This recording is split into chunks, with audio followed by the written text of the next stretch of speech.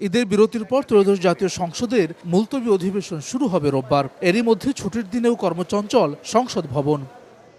বেলা 11টায় শুরু হয় সংসদ কমিটির প্রথম বৈঠক। সংসদ ভবনের ক্যাবিনেট কক্ষে চিফ হুইপ নুরুল ইসলাম মনির সভাপতিত্বে বৈঠকে যোগ দেন সদস্যরা।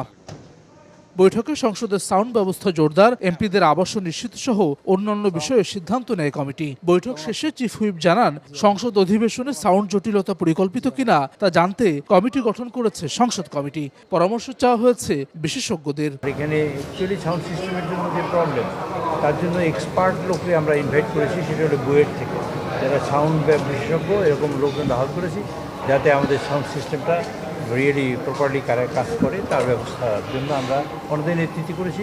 দুটো জিনিস দেখবো, এখানে একটা সিকিউরিটির অ্যাসপেক্ট আছে, যাতে সাপোর্টেজ হচ্ছে কিনা, আর হলো রিয়েল সাউন্ড সিস্টেমের প্রবলেমটা কি। নতুন রিন গভীর থেকে পরিষ্কার করে কাপড়কে রাখে নতুনের মতো উজ্জ্বল। নতুন রিন অ্যাডভান্সড পাউডার। এ সময় সংসদ সদস্যদের জন্য আবাসন নিশ্চিতের সিদ্ধান্তের কথা জানান চিফ হুইপ। 10 এপ্রিলের মধ্যে সংস্কার সহ বরাদ্দের কথা বলেন তিনি।